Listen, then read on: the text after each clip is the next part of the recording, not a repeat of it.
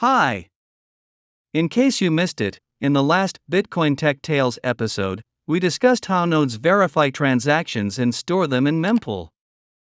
Today, we will dive into how miners create a new block. All the miners work on creating a new block at the same time. We call these blocks candidate blocks. However, only one block can be accepted by the Bitcoin network. Only the block that first meets all Bitcoin rules and is accepted by the network becomes the new Bitcoin block. Are you ready to learn more? Let's get started.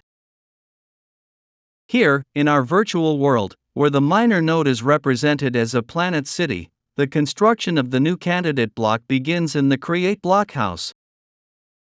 Initially, it creates an empty block container, which has a place for transactions and other block-specific data.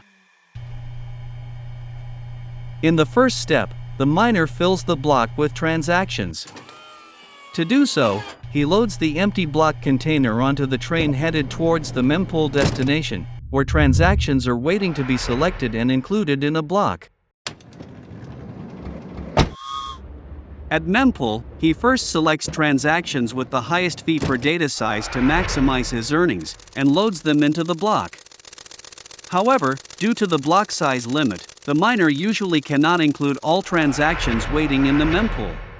The remaining transactions will have to wait for the next block. The miner also leaves space for the Coinbase transaction and the block header data by not filling the block to its limit. In the next step, the miner verifies all transactions once more. Therefore, the train proceeds to the verify transactions house.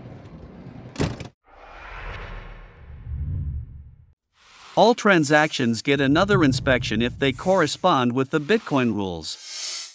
Beyond this, the miner also collects copies of the identification numbers from the transaction and witness data, and stores them in dedicated containers.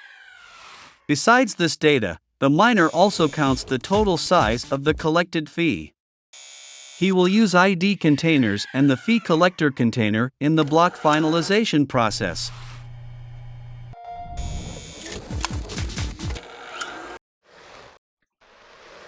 After loading all transactions, ID containers, and the fee collector container, the train returns to the create block house. Once it reaches the station, the block gets off the train and heads toward the house, followed by the fee collector container. Meanwhile, the witness and transaction data ID collectors stop at the Merkle tree for further processing. Before continuing the candidate block creation, we must first understand Merkle tree's function. So, we will pause our explanation here. In this episode, we witnessed the initial stages of creating a candidate block.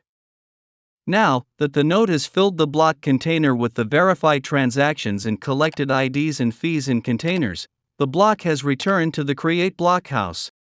Don't miss our next episode of the Bitcoin Tech Tales series, where we will explain the Merkle tree and its importance. See you!